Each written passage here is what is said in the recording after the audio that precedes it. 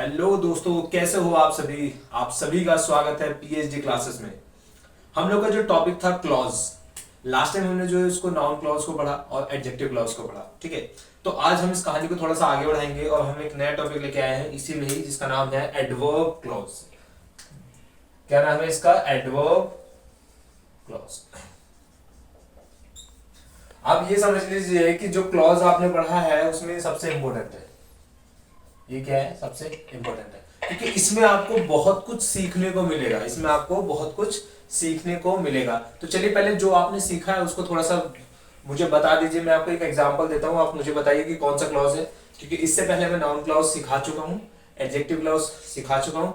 अब मुझे उम्मीद है कि आपने अच्छे से नोट्स बनाए होंगे और उससे क्वेश्चन लगाए होंगे, ठीक है। तो चलिए, जैसे मान लीजिए मैं क्वेश्चन लिखता हूँ, आप मुझे देख के बताइए कौन सा क्लॉज है। मैंने बोला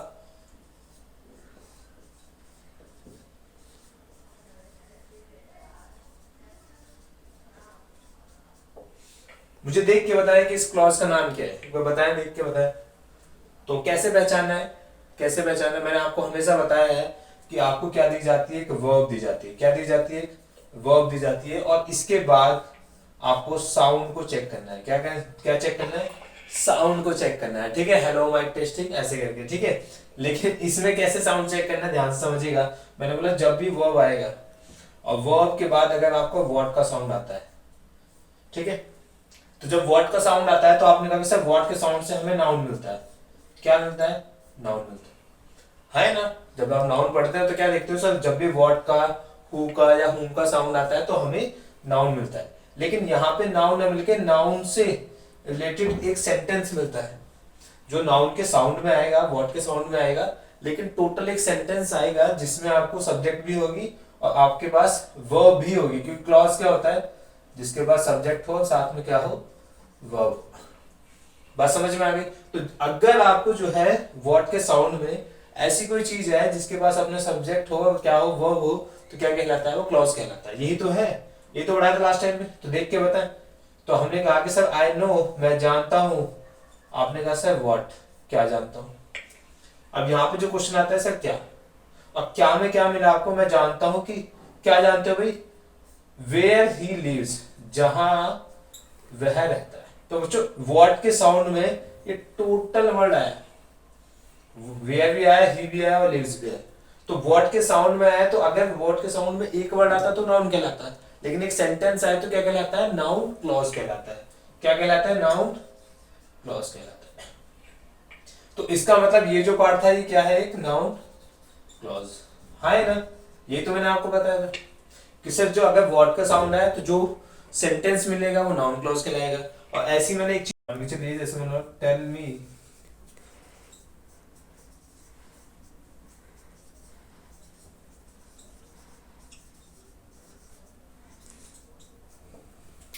तो देख के बताएं क्या बताएं। मैंने बोला यहाँ पे लिखा है मैंने tell me the city where he lives. तो आपने कहा कि सर यहाँ पे ना एक एंटीसीडेंट दिया हुआ है। अब एंटीसीडेंट क्या होता है? एंटीसीडेंट वो होता है जो कंजक्शन से पहले आए, नाउन या प्रोनाउन, और उसकी इंफॉर्मेशन आपको आगे दी जाए, तो उसको क्या बोलते हैं? एंटीसीडेंट बोलते हैं। हाँ या ना। तो यहाँ पे एक बात समझिए, यहाँ पे मैंने बोला एंटीसीडेंट क्या है? द सिटी, क्योंकि इसकी इंफॉर्मेशन हमें आगे चाहिए, है ना। तो जिसकी इंफॉर्मेशन हमें आगे चाहिए, तो ये क्या है? एक नाउन है और इसकी इंफॉर्मेशन हमें आगे चाहिए। तो अगर नाउन की इंफॉर्मेशन हमें आगे देते हैं तो कैसे? इंफॉर्मेशन जो भी होगी वो क्या होती है? एडजेक्टिव होती है। क्या होती है? एडजेक्टिव होती है। जैसे मान के चलिए मैंने बोला ही इज स्मार्ट, तो स्मार्ट क्या है? ही की इंफॉर्मेशन है। तो स्मार्ट क्या हुआ? एडजेक्टिव हो गया। क्यों? क्योंकि वो ही की इंफॉर्मेशन है। तो यहाँ सिटी की इंफॉर्मेशन ये यहाँ पे होगी कि वेयर ही लिव्स। तो इसकी इंफॉर्मेशन जो भी होगी वो किसकी फॉर्म में है? एक सब्जेक्ट की फॉर्म में है और साथ में वर्ब की फॉर्म में। तो ये जो है वो क्या कहलाएगा? ये एक एडजेक्टिव क्लॉज कहलाएगा। अरे हाँ है ना। तो कहने का मतलब ये है कि सर वर्ड का साउंड आएगा तो जो मिलेगा वो नाउन क्लॉज कहलाएगा। और यहाँ पे अगर एंटीसीडेंट दिया जाए, जिसकी आपको आगे इंफॉर्मेशन दी जाए, तो वहां पे क्या बनता है? आपका एडजेक्टिव क्लॉज बनता है। ये चीज मैंने आपको लास्ट क्लास में पढ़ाई थी। अरे हाँ है ना। अब यहाँ पे देखते हैं कि सर एडवर्ब क्लॉज क्या होता है। एडवर्ब क्लॉज में ऐसे समझिएगा, जैसे मान लीजिए मैं इसे हटा देता हूँ। कॉपी तो किया होगा आपने, ठीक है। पोज करके कॉपी कर सकते हैं आप, ठीक है।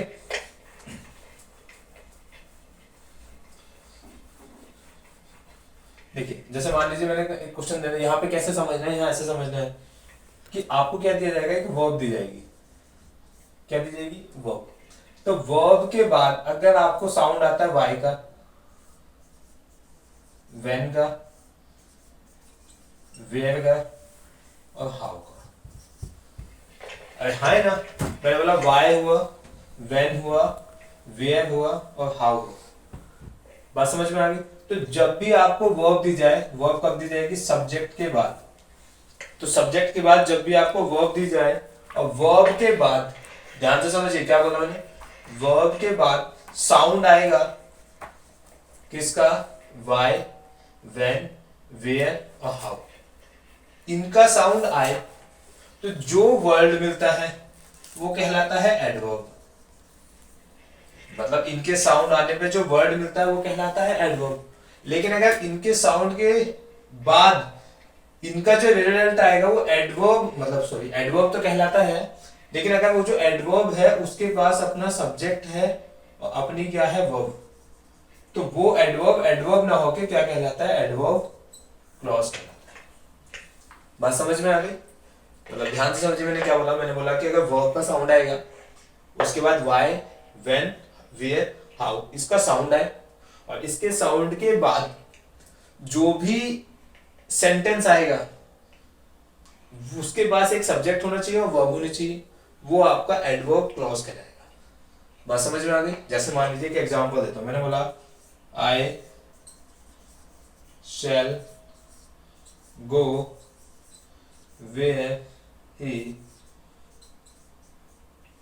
लिव्स। ध्यान से समझिए मैंने बोला क्या बोला? I shell go where he lives.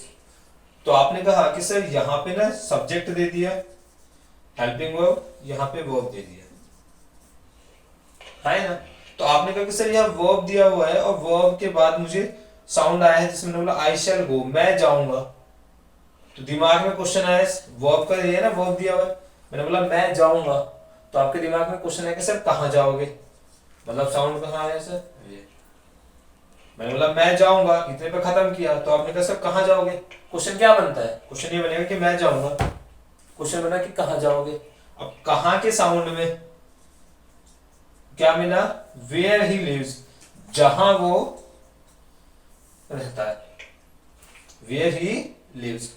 तो इस वर्ड के रिप्लाई में, ये जो वेयर है इसके रिप्लाई में हमें टोटल ये सेंटेंस मिला और इसके पास अपना क्या है? एक सब्जेक्ट भी और अपनी क्या है? एक वर्ब है। तो ये क्या कहलाएगा? ये कहलाएगा आपका एडवर्ब क्लॉज। हाँ है ना। तो एडवर्ब क्लॉज क्या होगा सर? वेयर के साउंड में आया और ऐसी चीज आई है जिसके पास अपना सब्जेक्ट भी है और अपनी क्या है? वर्ब है। बात समझ में आ गई? जैसे मान लो मैंने बोला एक क्वेश्चन दिया, मैंने बोला आई राइट स्लोली। ध्यान से समझिए, ध्यान से। मैंने बोला सर ये सब्जेक्ट है, आपने कहा ये वर्ब है। लेकिन अगर मैं ध्यान से देखूं तो यहां से एक क्वेश्चन बनता है कि आई राइट, मैं लिखता हूं। तो आपके दिमाग में है सर कैसे लिखते हो? हाउ। और हाउ का ये क्या है? कि रिप्लाई है। हाउ का क्या है? रिप्लाई है। तो यहाँ पे हाउ के साउंड में जो भी मिला वो क्या कहलाएगा? एडवर्ब कहलाएगा। लेकिन अगर यहाँ पे हाउ के साउंड में कुछ ऐसी चीज आती जिसके पास अपना सब्जेक्ट होता और अपनी क्या होती? वर्ब होती, तो वो एडवर्ब ना कहला के एडवर्ब क्लॉज कहलाता। जैसे कि यहाँ पे वेयर के साउंड में जो आया है उसके पास अपना सब्जेक्ट भी है और अपनी क्या है? वर्ब। तो इसीलिए क्या कहलाए? एडवर्ब क्लॉज कहलाए। हाँ है ना। लेकिन अगर मैं इस क्वेश्चन को ऐसे लिखता कि आई शैल गो स्लोली, तो स्लोली जो वर्ड आता है यहाँ पे वो खाली क्या होता? आपका एक एडवर्ब कहलाता है। मतलब एडवर्ब में और एडवर्ब क्लॉज में इतना ही डिफरेंस है कि जो क्लॉज होगा उसके पास सब्जेक्ट भी आएगा और वर्ब आएगी, और जो एडवर्ब होगा उसमें खाली एक सिंगल वर्ड आएगा। बात समझ में आ गई? उसके पास मतलब कुछ ना कुछ की कमी होगी, या तो सब्जेक्ट नहीं होगा या वर्ब नहीं होगी। बात समझ में आ गई? तो एडवर्ब क्लॉज क्या है? जिसके पास अपना सब्जेक्ट होगा और अपनी क्या होगी? वर्ब होगी, और किसके साउंड में आएगा? वाई, व्हेन, वेयर और हाउ। बात समझ में आ गई? और यहाँ पे आप क्या होता है कि उस एडवर्ब को एक नाम दे सकते हो। नाम क्या दे सकते हो? अगर वाई आएगा तो ये क्या देगा? क्या बताएगा? आपको एक रीजन बताएगा, मतलब कारण बताएगा, ठीक है। व्हेन आएगा तो ये आपको टाइम बताएगा, है ना। वेयर आया तो क्या बताएगा, प्लेस बताएगा, और हाउ आया तो बताएगा मैंने। मतलब ये जो वेयर के साउंड में ये मिला है, ये कहीं ना कहीं आपको क्या बताने वाला है, प्लेस बताएगा। बात समझ में आ गई? अरे हाँ है ना। चलिए मैं एक सेंटेंस देता हूं आपको। मैंने 3 क्लॉज बताए, noun clause, adjective clause, adverb clause. आपको मुझे बताना है कि ये कौन सा पहचानना है तीनों को। उसके बाद हम कहानी को थोड़ा आगे बढ़ाएंगे। और मैं आपको ये जितनी मैंने आपको बताया ना, व्हाई, व्हेन, वेयर, हाउ, ये सब, इसी को आपको मैं डिटेल में बताऊंगा, जहां पे आपको बहुत से वर्ड सीखने को मिलेंगे, ठीक है। तो पहले इसको आप कॉपी कीजिए, उसके बाद मैं आपको जो है थोड़ा सा इसे और डिटेल में बताता हूँ, ठीक है। देखिए कॉपी कीजिए, हटा दो।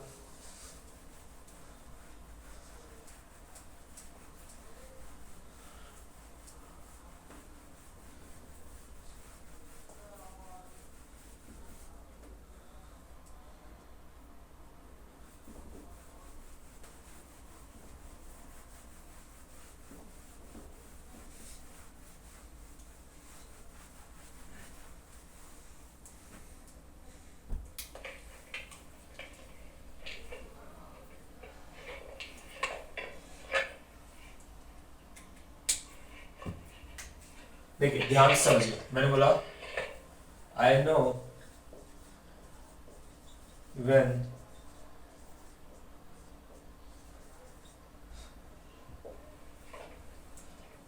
I know the time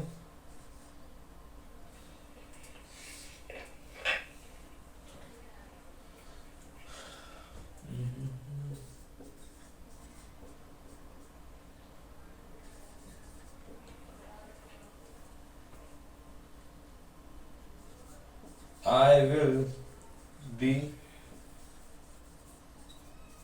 happy when she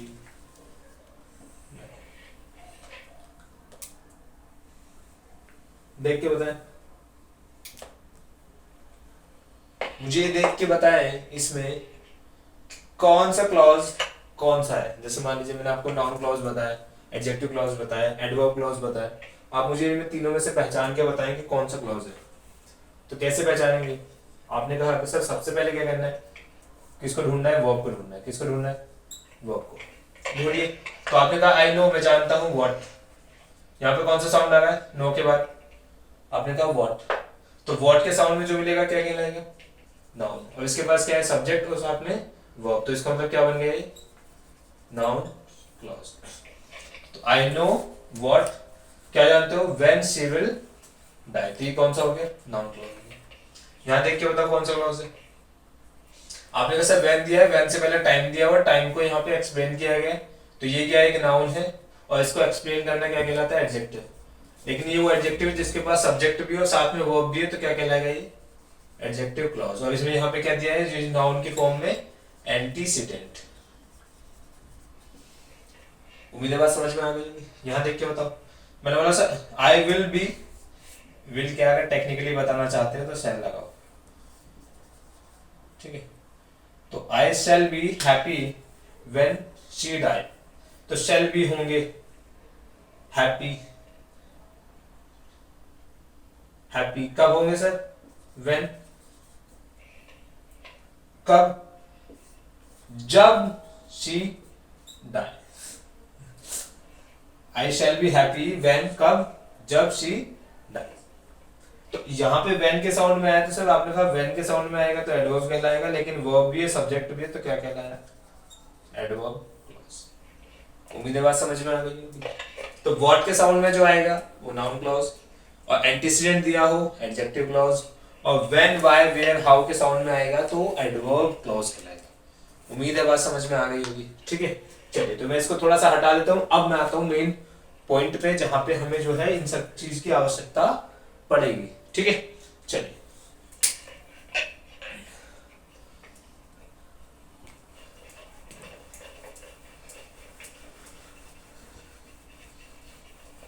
देखिए पहली बात तो इस बात को समझिए कि जैसे टॉपिक था हमारा एडवर्ब क्लॉज, कौन सा टॉपिक था? Adverb clause. और आप इसे पहचान भी लेंगे। देखिए एडवर्ब क्या करता है, खेल किसका है? वर्ब का। वर्ब के बाद साउंड आएगा, तो यहां जो वर्ब आएगी वो क्या क्या चीजें बताएगी, उस चीज को पहले समझिए। मतलब अगर यहाँ पे जो वर्ब आएगी वो आपका टाइम बता सकती है, उसके बाद प्लेस बता सकती है, ठीक है। थर्ड मैनर बताएगी, फोर्थ रिजल्ट बता देगी, फिफ्थ में पर्पस बताएगी, सिक्स में कंडीशन बता देगी,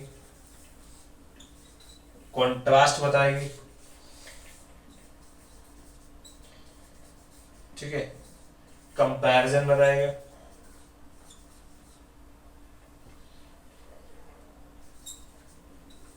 ठीक है। उसके बाद आपका फ्रीक्वेंसी बताएगी, और 10 आपका बताएगी रीजन बताएगी। रीजन नहीं लिखा मैंने। तो यहां जो आपकी वर्ब आती है, जैसे मैंने आपको साउंड बताया था ना, व्हाई, व्हेन, वेयर, हाउ, तो आपका जो वर्ब है वो आपको इतनी सब चीजें बताएगी।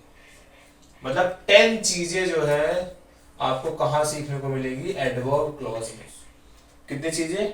10। टाइम सीखेंगे, प्लेस सीखेंगे, manner, result, purpose, condition, comparison, contrast, frequency और रीजन। बात समझ में आ गई? तो ये सब चीजें आपको इसमें सीखने को मिलेगा। अब आप इस बात को समझिए कि मैंने बताया कि जब आप 10 चीजों को सीखेंगे तो आपको कितना सीखने को मिलने वाला है, और इससे ये अंदाजा लग गया कि जो टॉपिक है वो कितना आपके लिए इंपॉर्टेंट है, ठीक है। तो चलिए आइए फर्स्ट को स्टार्ट करते हैं। ये इंपॉर्टेंट भी है, इसको कहते हैं टाइम क्लॉज। क्या बोलते हैं? Time clause. इसको कॉपी कर लीजिए, जितना होता जाए उस पर टिक लगा देना, जो बचेगा वो मुझसे पूछ लेना, ठीक है। चलिए हटा दे, एक बार कॉपी कर लीजिए।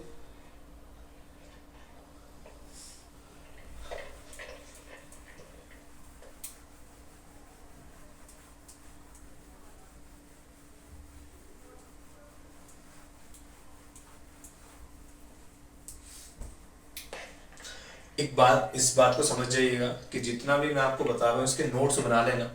जब आप नोट्स बना लोगे और आप क्वेश्चन को लगाओगे तो आपको एक बात समझ में आएगी यार, ये जितनी चीजें बहुत ही ज्यादा इंपॉर्टेंट है, ठीक है। बात बात में इसी बात पे कह रहा हूँ कि आप जो इस बात को समझिएगा, ये चीजें बहुत ही ज्यादा इंपॉर्टेंट है, ठीक है। चलिए देखिए, जैसे मान के चलिए सबसे पहले क्या पढ़ेंगे? Time clause. उसमें क्या होगा, आप देखेंगे कि एक आपको सेंटेंस दिया जाएगा जिसको बोलते हैं हम प्रिंसिपल क्लॉज। उसके बाद एक कंजक्शन दे देगा, उसके बाद दिया जाता है टाइम क्लॉज। क्या दिया जाता है? टाइम क्लॉज, ठीक है। तो मतलब आपको 2 सेंटेंस दिए जाएंगे, कंजक्शन का काम होता है 2 सेंटेंस को जोड़ना। तो यहाँ पे जो कंजक्शन दी जाएगी वहां पे आपको कुछ ऐसे वर्ड सुनने को मिलेंगे। कौन कौन से? जो आपको क्या बताएंगे सर? टाइम बताएंगे, ठीक है। क्या बताएंगे? टाइम बताएंगे, ठीक है। जैसे इसमें ए पार्ट लिखते हैं, कौन कौन से टाइम आएंगे? देखिए, एक तो आपको मिलेगा पहले एज या वाइल, सो लॉन्ग एज या एज लॉन्ग एज। ध्यान से समझिए, as, while, so long as long as, अगर ये क्या बन के आएंगे? कंजक्शन बन के आएंगे। क्या बन के आएंगे? कंजक्शन बन के आएंगे। मैं आपको ये बताने वाला हूं कि इनका यूज कैसे होता है। As, while, so long as long as, ये जब भी कंजक्शन बन के आएंगे टाइम बताएंगे, और टाइम बताने के साथ साथ वो टाइम को क्या बताएंगे? क्लॉज बताएंगे। मतलब जो भी बताएंगे उसके पास अपने एक सब्जेक्ट होगा और अपनी क्या होगी? वर्ब होगी, ठीक है। दूसरी बात, ये ए पार्ट डाल के चलना, जब भी ये आएंगे आपका सेंटेंस या तो परफेक्ट या परफेक्ट कॉन्टिन्यूअस, सुनिए ध्यान से क्या बोला मैंने, जब भी ये वर्ड आएंगे आपका सेंटेंस परफेक्ट या परफेक्ट कॉन्टिन्यूस नहीं होना चाहिए। क्या नहीं होना चाहिए? नहीं होना चाहिए। वो धमाल में कहते हैं ना, धमाल एक मूवी देखी होगी आपने, ये लाल बटन दिया हुआ है, हाँ दबा दे दबा दे, नहीं दबाना था। तो वैसे ही ध्यान से इस बात को समझिए कि परफेक्ट और परफेक्ट कॉन्टिन्यूस नहीं होना चाहिए, ना तो इससे पहले वाला प्रिंसिपल क्लॉज और ना ही इसके बाद वाला वो टाइम क्लॉज, दोनों ही परफेक्ट और परफेक्ट कॉन्टिन्यूस नहीं होने चाहिए। तो क्या होने चाहिए? या तो ये कोई इंडेफिनिट सेंटेंस हो, अगर ये इंडेफिनिट हुआ तो ये भी सेंटेंस क्या होना चाहिए? इंडेफिनिट। ये वाले का मतलब है कि टाइम क्लॉज की बात कर, और ये किसकी बात है? प्रिंसिपल क्लॉज की। और ये जो कंजक्शन है वो ये है। बात समझ में आ गई? या तो वो इंडेफिनिट होगा तो दोनों इंडेफिनिट, अगर वो कॉन्टिन्यूस हुआ तो ये दोनों ही क्या होंगे? कॉन्टिन्यूस। बात समझ में आ गई? कभी इसमें चेंज क्या होता है? चेंज ये होता है कि जैसे मान लीजिए आपका प्रिंसिपल क्लॉज फ्यूचर सेंटेंस में दिया हुआ है, किसमें दिया हुआ है? फ्यूचर सेंटेंस में। तो आप इस बात को समझिए कि अगर ये फ्यूचर सेंटेंस में दिया हुआ है तो ये वाला आपका प्रेजेंट में होना चाहिए। एक ये तो नियम है कि अगर ये फ्यूचर में है तो वो किस में होगा? प्रेजेंट में होगा। हालांकि मैं अभी एग्जांपल देके समझाऊंगा, लेकिन फिलहाल आप इस बात को समझिए कि अगर इंडेफिनिट होगा तो इंडेफिनिट होगा, कॉन्टिन्यूस होगा तो कॉन्टिन्यूस होगा। लेकिन अगर ये आपको फ्यूचर में दिया हुआ है तो आप इसका क्या बना सकते हैं? प्रेजेंट। नहीं तो पास्ट इंडेफिनिट है तो पास्ट बनाइए, प्रेजेंट है तो प्रेजेंट इंडेफिनिट बनाइए। ठीक है, वो आप उसके हिसाब से बना सकते हैं। आप अगर इसके मीनिंग भी लिखना चाहते हैं, हालांकि हिंदी लिखने की कोई आवश्यकता होती नहीं, लेकिन सीखना चाहते हैं तो सीख जाइए। इसका मतलब होता है जैसे ही, वाइल का मतलब होता है उसी दौरान। तो आप इसे ऐसे समझिए कि सेम टाइम को बताता है। किसको बताता है? सेम टाइम को। मतलब एक काम के होते होते एक नया काम, ऐसे समझिए। ठीक है। सो लॉन्ग का मतलब होता है जब तक, एज लॉन्ग एज का मतलब होता है जब तक। ठीक है, बात समझ में आ गई? तो आपके जो ये भी, जब भी आप इनको लगाएंगे कंजक्शन को, तो पहली बात तो टाइम बताएगा, सेकंड सेंटेंस इंडेफिनिट या कंटीन्यूअस होंगे, कभी भी परफेक्ट कंटीन्यूअस नहीं हो सकते। ठीक है, आइए एग्जांपल देके समझाता हूँ। जैसे मान लीजिए मैंने बताया कि, यहां लिख देता हूँ, मैंने बोला ही had been smoking while his father was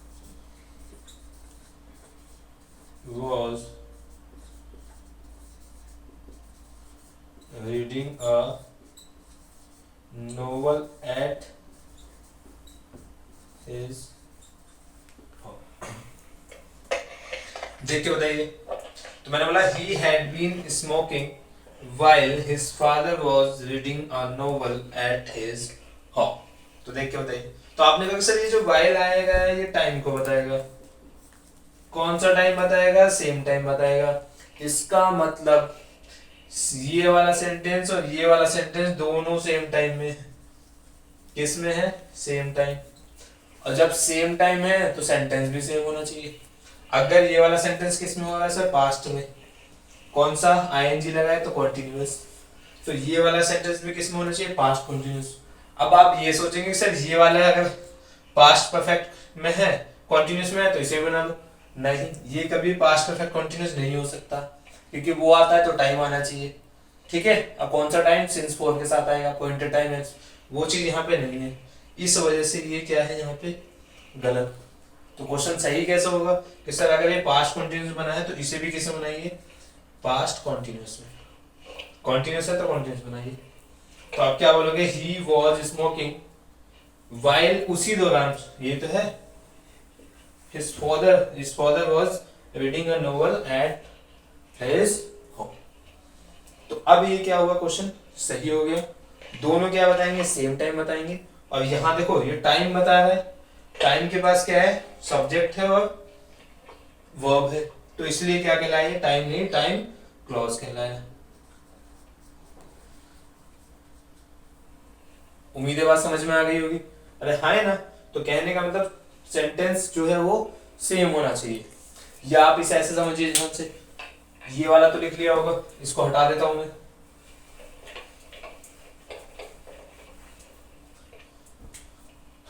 देखिए जैसे मान लीजिए मैंने बोला he had felt guilty as he was noticed to steal देख के बताए सही है गलत है।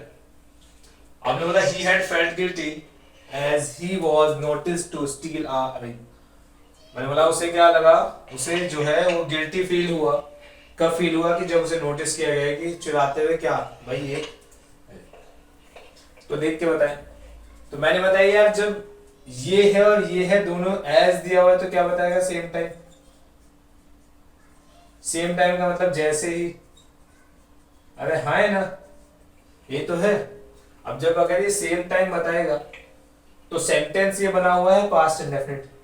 पास्ट इंडेफिनिट का क्या है? पैसिव बना हुआ है, क्योंकि इसमें थर्ड फॉर्म लगा है, बी के साथ थर्ड फॉर्म पैसिव वॉइस बताती है। क्या बताता है? पैसिव बताता है। तो जब ये पैसिव वॉइस है और सेंटेंस कौन सा? पास्ट इंडेफिनिट है, तो सर आप यहाँ पे पास्ट परफेक्ट नहीं लगा सकते। आपको इसे भी क्या बनाना पड़ेगा? पास्ट इंडेफिनिट, क्योंकि सेंटेंस कैसे होना चाहिए? सेम। अगर ये इंडेफिनिट है तो ये भी इंडेफिनिट होना चाहिए। बात समझ में आ गई? लेकिन चेंज क्या होगा? अगर फ्यूचर में दिया होता है इंडेफिनिट तो आप इसे प्रेजेंट इंडेफिनिट बनाते हैं। फ्यूचर कॉन्टिन्यूस में होता है तो आप प्रेजेंट कॉन्टिन्यूस बनाते हैं। इतना तो हो सकता है। इसके अलावा ऐसे नहीं होगा कि आपने एक परफेक्ट बना दिया और दूसरा इंडेफिनिट बना दिया, वो गलत हो जाएगा। ये केस कब होता है? ये केस तब होता है जब बिफोर आएगा, आफ्टर आएगा, ऐसे सेंटेंस आगे आएंगे तो मैं आपको बताऊंगा। ठीक है, तो यहाँ पे क्या गड़बड़ है? यहाँ सेकंड फॉर्म आनी चाहिए, क्योंकि पास्ट में आती है सेकंड फॉर्म। तो फेल्ट क्या होगा? Second form. तो क्वेश्चन क्या होगा? He felt guilty as he was noticed to steal. उम्मीद है बात समझ में आ गई होगी कि ये जो वर्ड है एज हुआ, व्हाइल हुआ, सो लॉन्ग एज हुआ या एज लॉन्ग एज हुआ, ये हमेशा सेम टाइम को बताते हैं। दोनों काम सेम टाइम में होते हैं। और किसको बताएंगे? टाइम क्लॉज को।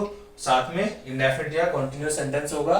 ये कभी भी परफेक्ट या परफेक्ट कॉन्टिन्यूअस नहीं हो सकते। उम्मीद है बात समझ में आ गई होगी। ठीक है, चलिए तो एक सेंटेंस और लिख देता हूँ, इसका भी एक दो एग्जांपल दे देता हूँ जिससे आपको ये वाला कंप्लीट समझ में आ जाए। ठीक है, क्योंकि बच्चे ये तो इन्हें तो पता ही नहीं होता बच्चों को, वो तो खाली बस वही बट बिफोर बिटवीन में अटके हुए हैं। ठीक है, उनको ये सब नहीं लगाया जाता कि सो लॉन्ग कहाँ आता है, एज लॉन्ग एज कहाँ आता है। ठीक है, चलिए तो इसको मैं थोड़ा सा इसको भी हटा देता हूँ, या इसको हटा देता हूँ नियम को। रूल्स तो आपने लिख लिया होगा, एक बार लिख लीजिए, कॉपी कीजिए। ठीक है,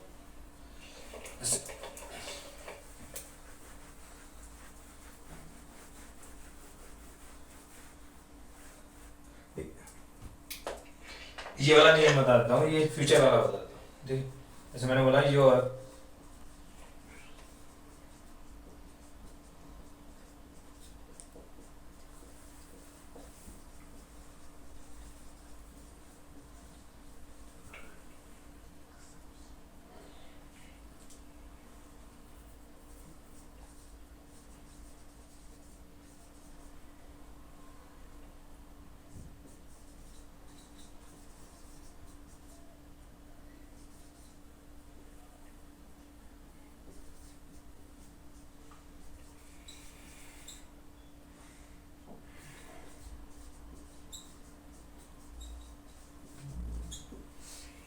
देख के बताएं, सेम सेंटेंस है। मैंने बोला your sacrifice will be remembered so long as या as long as the earth will move round the sun. देख के बताएं। तो आपने कहा कि सर ये तो इंडेफिनिट में बना हुआ है लेकिन ये तो फ्यूचर इंडेफिनिट में है। मैंने कहा हाँ ठीक है, लेकिन आपने सर ये वाला भी फ्यूचर में बना दिया। लेकिन नियम तो ऐसा है नहीं। नियम क्या है? नियम ये है कि सर अगर ये फ्यूचर में बना होता, हालांकि ठीक है इंडेफिनिट है और ये भी इंडेफिनिट है, तो ये अगर फ्यूचर में बना होगा तो ये वाला आपको प्रेजेंट में बनाना पड़ेगा। कैसे बनाना पड़ेगा सर? प्रेजेंट में, क्योंकि मैंने अभी आपको यही लिखवाया था। हाँ है ना? तो आपने कहा सर ये तो चलिए ठीक है, चेंज कहाँ पे होता है? चेंज होता है जहां पे कंजक्शन जुड़ी हो उसके बाद वाले सेंटेंस में। तो सो लॉन्ग एज मतलब जब तक द अर्थ विल मूव नहीं होगा सर, विल हटाइए, प्रेजेंट इंडेफिनिट बनाइए। वो कैसे होगा सर, फर्स्ट फॉर्म में SAES। ठीक है, तो एक बार चेक कीजिए क्या बना। अभी बोला your sacrifice will be remembered so long as the earth moves around the sun. उम्मीद है आपको so as as while, so long as और एज लॉन्ग एज समझ में आ गया होगा। ये इसका ए पार्ट था। कौन सा पार्ट था, ए पार्ट था। ठीक है, आइए इसका थोड़ा बी पार्ट देखते हैं कि टाइम क्लॉज में ये सब चीजें आती हैं। टाइम का मतलब ये सब चीजें आपको टाइम बताएंगे। उम्मीद है बात समझ में आ गई होगी। ठीक है, तो इसको नोट कीजिए, उसके बाद में इसका बी स्टेप बताता हूं। ठीक है, चलिए नोट कीजिए।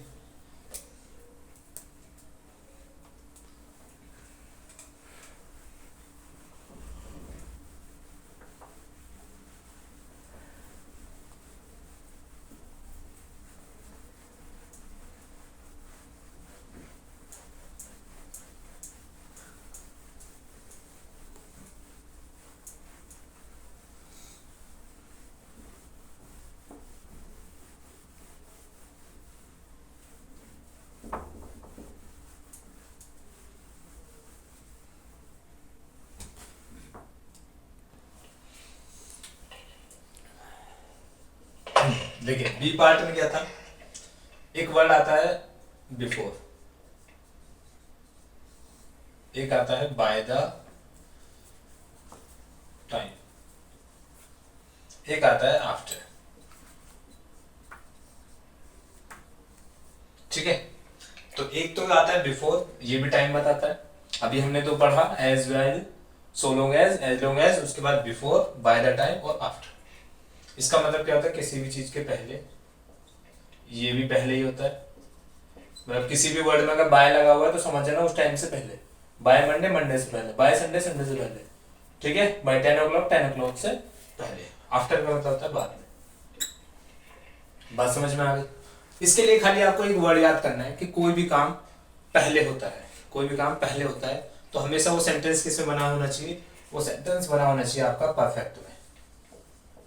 किसमें बना होना चाहिए, परफेक्ट। बात समझ में आ गई। ये चीज दिखाता है कि परफेक्ट का मतलब होता है कि कोई भी काम कंप्लीट हो गया, कोई भी काम कंप्लीट हो गया।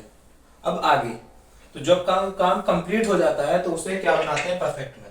तो पहले ये वाला काम हो गया, पहले का मतलब ये वाला काम हो गया, क्योंकि दो से देखो ये क्या है, कंजक्शन है। क्या है, कंजक्शन है। तो इसका मतलब ये जो पार्ट है, दो से कंजक्शन का काम होता है दो सेंटेंस को जोड़ना। तो उसने ये वाला सेंटेंस और ये वाला सेंटेंस में से ये वाला सेंटेंस को पहले किया। तो जब पहले हो गया है तो कंप्लीट हो गया, और तो जब कंप्लीट हो गया है तो आपको ये सेंटेंस कैसे बनाना पड़ेगा, परफेक्ट हो गया। बात समझ में आ गई। अब ये काम परफेक्ट में हो गया तो ये वाला किसमें होगा, इंडेफिनिट में।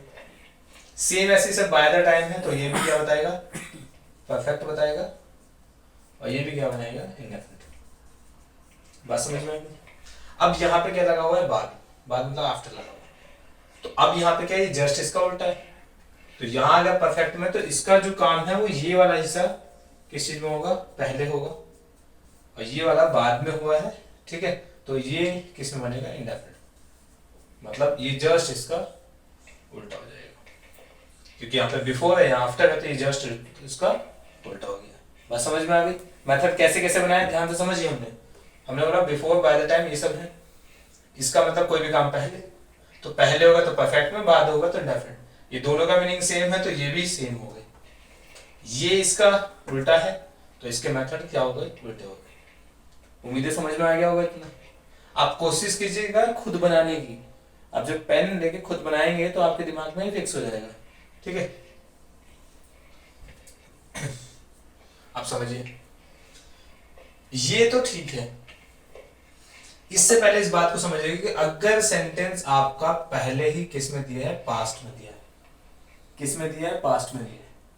पास्ट का मतलब ऐसा है कि अगर आपका पहला सेंटेंस किसका पास्ट दिया है, पास्ट परफेक्ट दिया है, किससे पहले, बिफोर से पहले, तो इसके बाद वाला सेंटेंस भी इंडेफिनिट का पास्ट बनेगा। बात समझ में आ गई। देखिए मेथड बनाते कैसे, इस चीज को समझिए। मैं क्या समझाना चाहता हूं, मैंने बताया कि ये कंजक्शन बन के आएगा, दो सेंटेंस जुड़े होंगे, ठीक है, दो सेंटेंस पास्ट की बात बताएंगे, उनमें से जो पहले हुआ है उसको परफेक्ट में, जो बाद में हुआ उसको इंडेफिनिट में, ठीक है।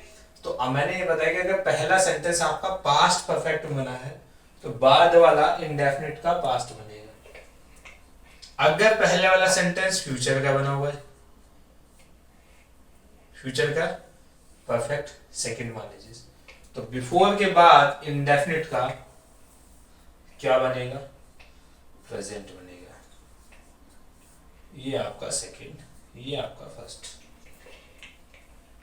बनाना आ गया, फिर से ट्राई कीजिए, क्या कहा मैंने, पास्ट परफेक्ट बिफोर इंडेफिनिट का past, future perfect before indefinite का प्रेजेंट। समझ में आ गया। सेम बाय द टाइम में भी ये past perfect by the time indefinite का past, future perfect by the time indefinite का प्रेजेंट।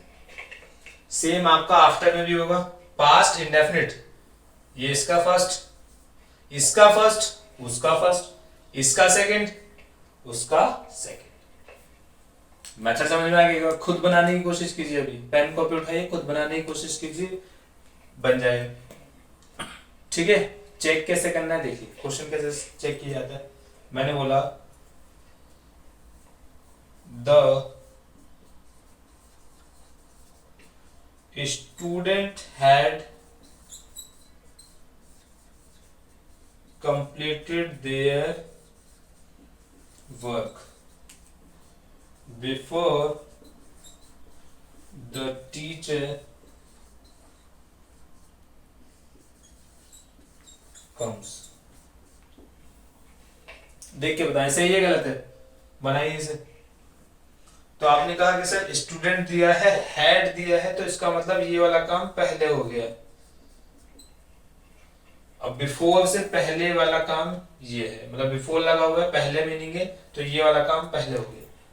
तो बिफोर दिया हुआ, पहले ये काम हो गया। किस चीज में बना हुआ है, किस चीज में बना हुआ है, आपने कहा परफेक्ट में। किसका परफेक्ट है सर, पास्ट परफेक्ट का। किसमें बना हुआ है, परफेक्ट है किसका, पास्ट का। तो हमारे दिमाग में एकदम से ये आना चाहिए कि बच्चों बिफोर दिया है, पास्ट परफेक्ट सेंटेंस दिया है, तो इसके बाद इंडेफिनिट का प्रेजेंट आएगा या पास्ट आएगा। आपने कहा वो फर्स्ट है तो ये पास्ट इंडेफिनिट होना चाहिए, लेकिन ये क्या बना हुआ है, ये बना है आपका प्रेजेंट इंडेफिनिट। तो मतलब क्वेश्चन क्या है, गलत। उसमें कौन सी फॉर्म आती है, सेकंड फॉर्म। तो आपने कहा सर कम्स नहीं आना चाहिए, यहाँ पे केम आना चाहिए, तभी क्वेश्चन क्या होगा, एकदम सही होगा। तो the student had completed their work before the teacher came. बात समझ में आ गई। अगेन ट्राई कीजिए। मैंने बोला it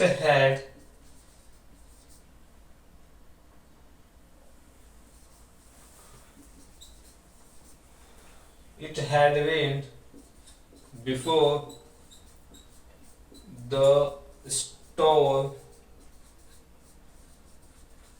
अब सही है क्या, देख के बताएं।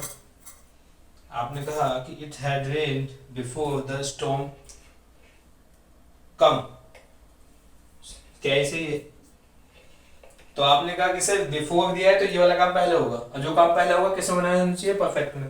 परफेक्ट में बना होगा, लेकिन सेंटेंस किसमें, सर पास्ट का परफेक्ट। तो बिफोर के बाद इंडेफिनिट का पास्ट, फिर वही क्या सर केम लिखो। बात समझ में आ गई। अरे हाँ है ना। जैसे दोबारा से एक एग्जांपल लिखिए। जैसे मान लीजिए मैंने बोला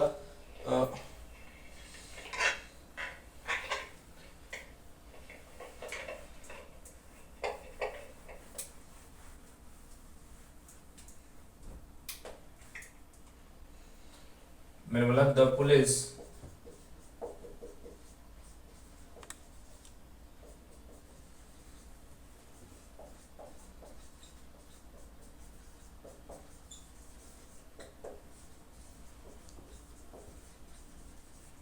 देख के बताएं सही है गलत है। मैंने बोला the police came there before the thief ran away. तो आपने कहा सर बिफोर आया तो पहले वाला काम कौन सा होगा, सर ये वाला पहले काम होगा, और ये वाला बाद में होगा, है ना। तो इसका मतलब ये सर बाद वाला पास्ट नेफ्ट में आपने बनाया हुआ है, लेकिन आपने पहले वाला परफेक्ट का पास्ट नहीं बनाया, आपने यहाँ पे भी पास्ट नेफ्ट बनाया हुआ। तो कहीं ना कहीं क्या है, ये गलत है। सही कौन सा होना चाहिए, वहां या यहाँ, नहीं सर यहाँ तो पास्ट नेफ्ट है, यहाँ पे पास्ट परफेक्ट होना चाहिए, तो आपको यहाँ पे हैड कम लिखना चाहिए, तब आपका क्वेश्चन सही होता है। बात समझ में आ गई? अरे हाँ है ना? तो कहने का मतलब बस इतना सा है कि जब आप बिफोर लगाएंगे, बाय द टाइम लगाएंगे या आफ्टर लगाएंगे, तो आपका जो सेंटेंस है वो इस फॉर्मेट से बनेगा। इसे अपने आप पेन उठा के खुद बनाने की कोशिश कीजिए, ऑटोमेटिक हो जाएगा। हाँ है ना? जैसे मान लीजिए 2 एग्जांपल हटा देता हूँ, एक और समझा देता हूँ।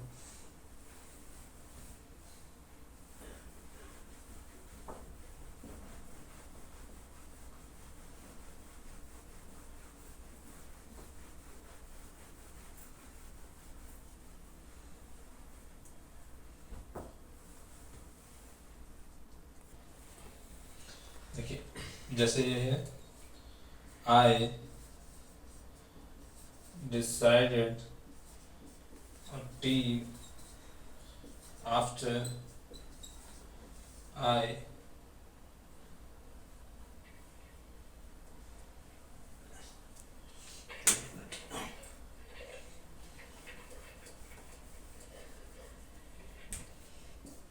I won the match.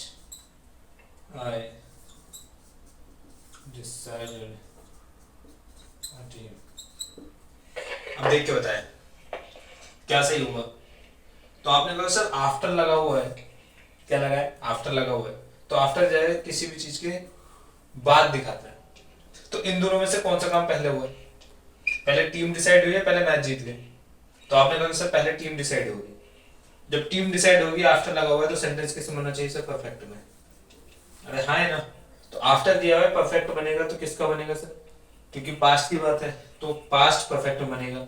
जब पास्ट परफेक्ट बनेगा तो आफ्टर के बाद इंडेफिनिट का पास्ट या फ्यूचर, आपने कहा सर पास्ट बनेगा। तो ये इंडेफिनिट का पास्ट होना चाहिए, जी हाँ, सेकंड फॉर्म से बना हुआ है। लेकिन ये पास्ट परफेक्ट नहीं बना है। आपने कहा सर यहाँ पे ना हेड लगा दीजिए। क्या लगा दीजिए? हेड।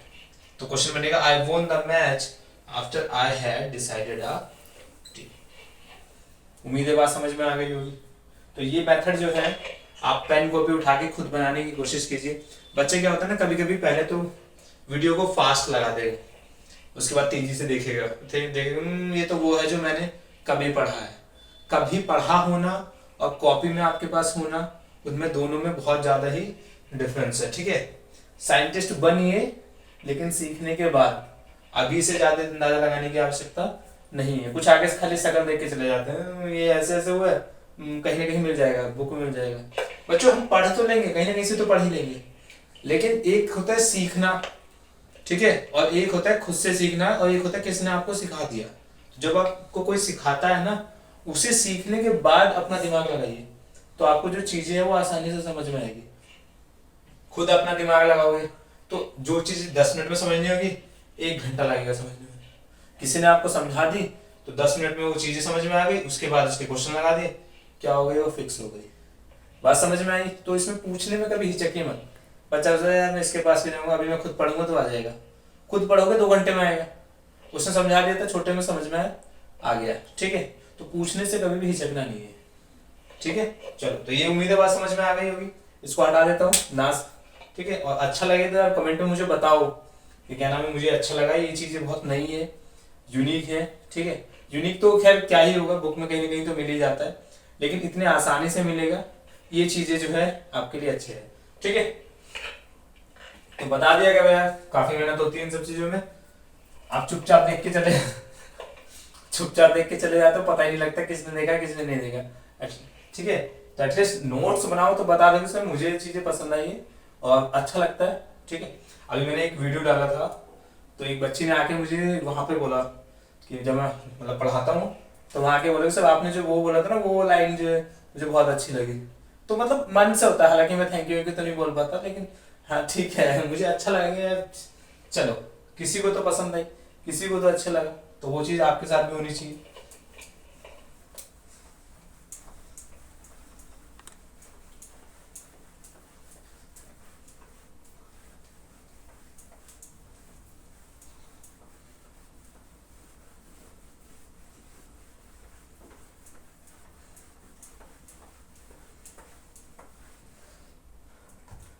कभी कभी क्लास में पूछता हूँ कि मैंने कहा भाई कितने बच्चों ने नोट्स बनाया, तो जैसे उठा के पूछता ना, हाँ भाई तूने नोट्स बनाए? हाँ जी हो गए। बना लिए? हाँ हो गए। अच्छा।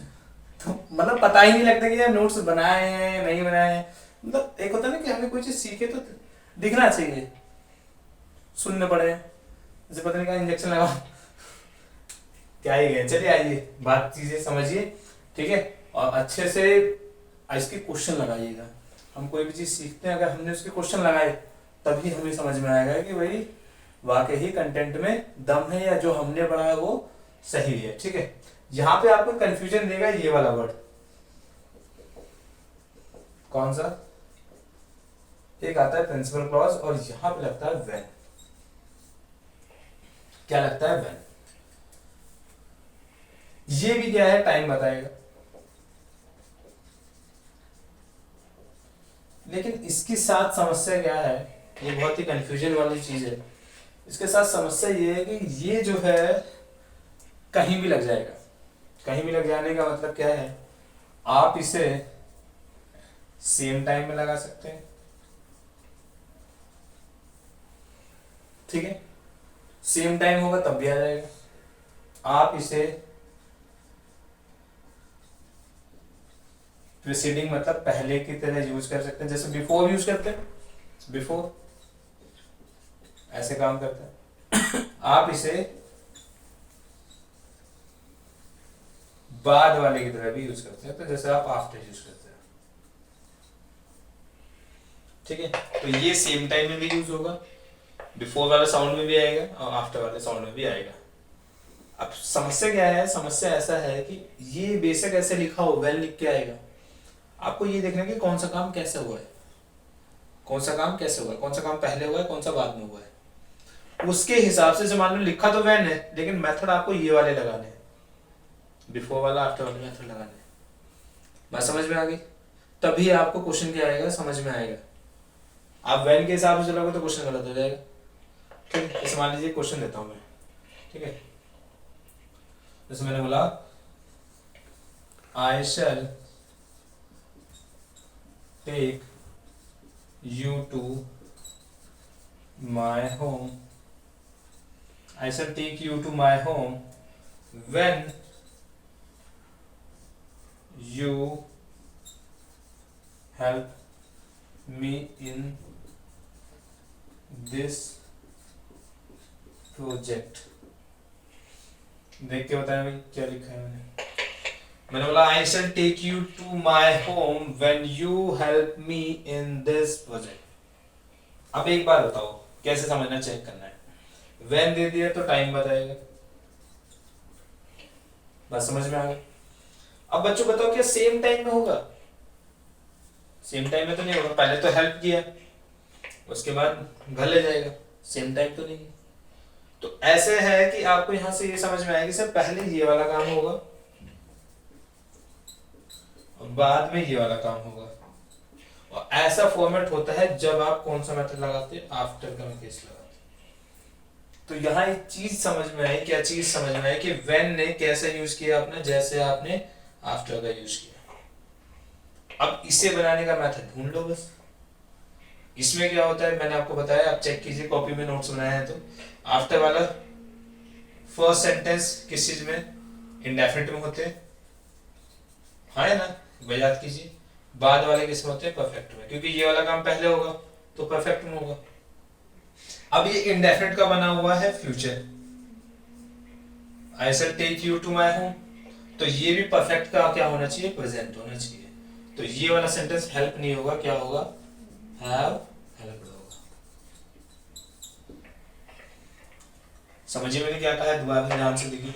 मैंने बोला आफ्टर का केस क्या होता है कि जब आप फ्यूचर इंडेफिनिट में फर्स्ट सेंटेंस को बनाएंगे तो नेक्स्ट वाला प्रेजेंट का परफेक्ट बनेगा। उसमें चेक कीजिए, आपने अगर इससे पहले वाला जो लिखवाया था ना मैंने, उसमें देखिए, क्योंकि ये अपने आप में सही है, इंडेफिनिट में बना हुआ है, बस ये आपका परफेक्ट में नहीं है क्योंकि ये काम इसके मुकाबले पहले होगा। तो आपका क्या होना चाहिए, हैव हेल्प्ड होगा, उसके बाद क्वेश्चन क्या होगा, सही होगा। तो व्हेन ने कैसे काम किया, कैसे काम किया, बाद वाला जैसे, बाद जैसे होता ना आफ्टर, वैसे काम किया। तो क्या बोलोगे, I shall take you to my home when you have help me in this project. ठीक है, चलिए एक एग्जांपल और देख के बताता हूँ, यहाँ से हटा देता हूँ इसको।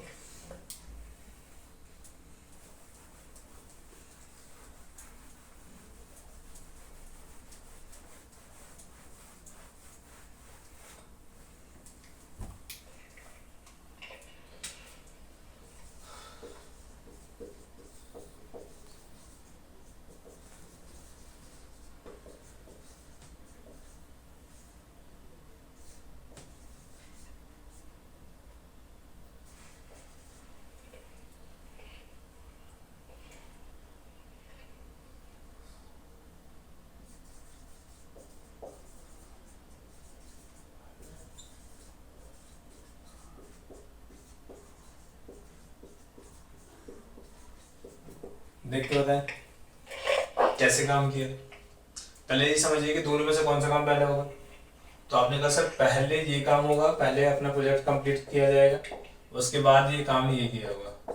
तो इसका मतलब देखिए, जब बिफोर वाला केस आता है, ध्यान से समझिए, तो इसमें पहले काम इधर वाला होता है प्रिंसिपल क्लॉज का, बाद में टाइम क्लॉज का काम होता है ना। तो इसका मतलब ये जस्ट उल्टा है, तो केस कौन सा लगा होगा, आफ्टर वाला। कौन सा केस लगा होगा, आफ्टर। और इनमें से अगर कोई भी काम पहले होता है तो पहले वाला सेंटेंस कैसे बनाया जाता है, परफेक्ट में। अभी मैंने आपको बताया। तो आपने कहा सर इससे परफेक्ट बनाइए, बात पास्ट की, तो सेंटेंस बनेगा पास्ट परफेक्ट। तो क्या लगाना पड़ेगा, हैड। तो क्या होगा, she joined the efforts when she had completed her previous. अगर ये हैड में है तो ये पास्ट इंडेफिनिट होना चाहिए। क्या ये बना हुआ है, क्या ये पास्ट इंडेफिनिट है? आपने कहा हाँ सर सेकंड फॉर्म लगा हुआ है, तो ये सेकंड फॉर्म से पास्ट इंडेफिनिट हो गया, ये पास्ट परफेक्ट हो गया। तो अब क्वेश्चन यहाँ पे व्हेन ने कैसे काम किया, आफ्टर की तरह काम किया। ठीक है, तो ये इसकी खुद की कोई वैल्यू नहीं होती व्हेन की, खुद भी ये पहले भी आ सकता है, बाद में भी आ सकता है, और सेम टाइम में भी इसका यूज हो सकता है। सेम टाइम में कैसे यूज होता है एक सेंटेंस, उसका भी देख लो। ये वाला कॉपी कीजिए, सेम टाइम वाला बता देता हूँ, ये कॉपी कीजिए।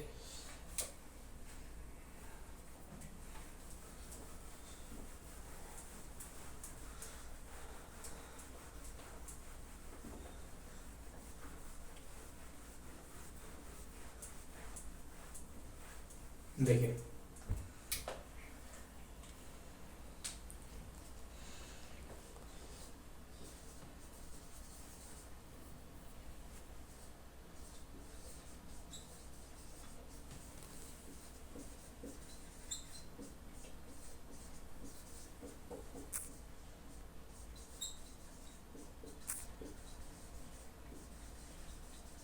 देख के बताओ, मैंने बोला I shall welcome you when you will come to my home. भाई तुम आओगे तो स्वागत किया जाएगा, जब आओगे तो स्वागत किया जाएगा। अभी थोड़ी कि आगे बैठ गए उसके बाद 2-3 दिन बाद बताऊंगा स्वागत किया नहीं।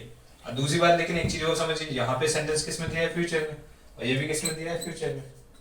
मैंने आपको इससे पहले लिखवाया था कि जब भी दो सेंटेंस क्या हो, दोनों ही काम किस चीज के बताएं, फ्यूचर के बताएं, तो पहला तो फ्यूचर में ठीक है, इंडेफिनिट किसका, फ्यूचर का, लेकिन बाद वाला फ्यूचर में ना होकर किस में होगा, प्रेजेंट में होगा।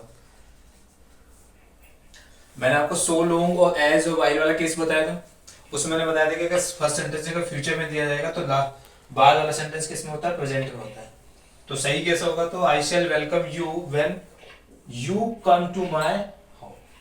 और दोनों ही किसको बता रहे हैं, बताते हैं आपके सेम टाइम को। किसको बताते हैं, सेम टाइम को। ठीक है, उम्मीद है आपको बात समझ में आ गई होगी। ठीक है, तो आज हमने क्या देखा, आज हमने एज पढ़ा, वाइल पढ़ा, so long as long as, ठीक है, बिफोर आफ्टर, बाद में व्हेन पढ़ा, बाय द टाइम पढ़ा। तो ये सब आपके टाइम बताते हैं। इसके अलावा इसमें सिंस आता है, सिंस का यूज होता है जो टाइम बताता है, उसको मैं नेक्स्ट वीडियो में बताऊंगा। ठीक है, क्योंकि इतना ही आप पहले कॉपी कीजिए, इसको सही से बनाइएगा, अच्छे से नोट्स बनाइएगा। ठीक है, और पसंद आए तो लाइक कीजिए। और साथ में एग्जाम आपके आने वाले हैं, नेक्स्ट मंथ में CHSL का एग्जाम है, उसके बाद बैंकिंग के एग्जाम स्टार्ट होंगे। ठीक है, तो अभी मेंस का भी आएगा, SBI का मेंस आएगा, तो सही से पढ़िए। कोई डाउट होगा तो आप मुझे कमेंट में बता देना। ठीक है, थैंक यू सो मच, और मतलब आगे बढ़िए। Thank you.